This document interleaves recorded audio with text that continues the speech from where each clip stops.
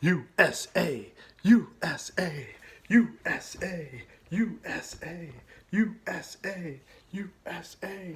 All right, so we got James Monroe and the era of good feelings and all that nationalism that we were feeling. There's one of your vocab words. Look at that classy hat.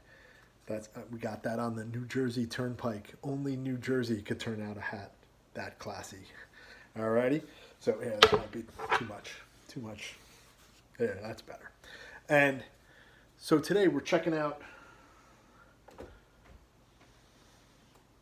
All right, James Monroe. We've been checking him out, and the era of good feelings. Right, there's really only one political party and lots of nationalism after the War of 1812, and really in this one we start to see the United States look overseas. After the Missouri Compromise, they kind of figured they could do anything. He's super popular.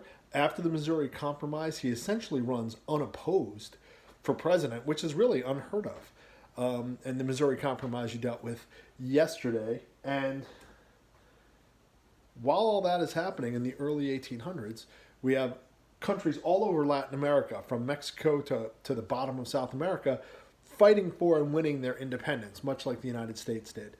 And what's going to happen is the United States is going to get involved in these in a totally new way that is really a departure from earlier foreign policy from the United States. And in this case, with what they call the Monroe Doctrine, which oddly enough wasn't really written by Monroe, but it was delivered by him because he was the president. And we get lots of images like this, if we can sort of zoom in on that. And we get images here. We have North and South America with like a fence around it. And you'll see that on your worksheet as well.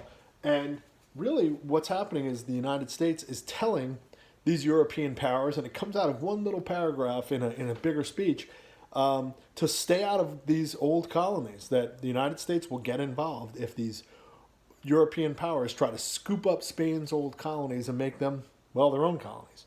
And this is new. Now, Britain goes along with it. If Britain wasn't involved into it, they could have thrown a wrench into the whole thing. But they really wanted to trade with all these countries too. And we end up with images like this. Okay? And here we have Uncle Sam. And if you're not familiar with Uncle Sam, the character, we've used him before in class. Here's just a photo of him. And we usually see him with his red and white striped pants. He's dressed like the American flag with his stars and stripes.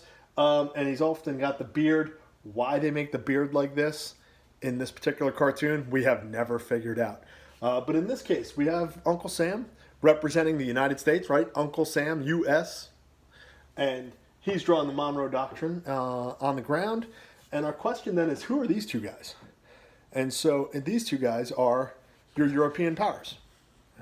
Right? We got the big guy here. That's Great Britain. And if you look really closely, you can see the British flag on his chest.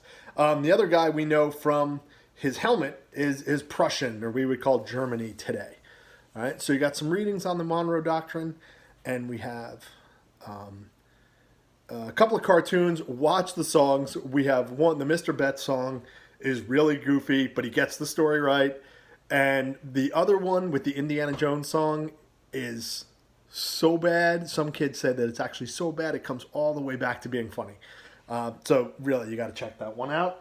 And one more from Uncle Sam. And stay calm, stay cool, stay home. Thank you.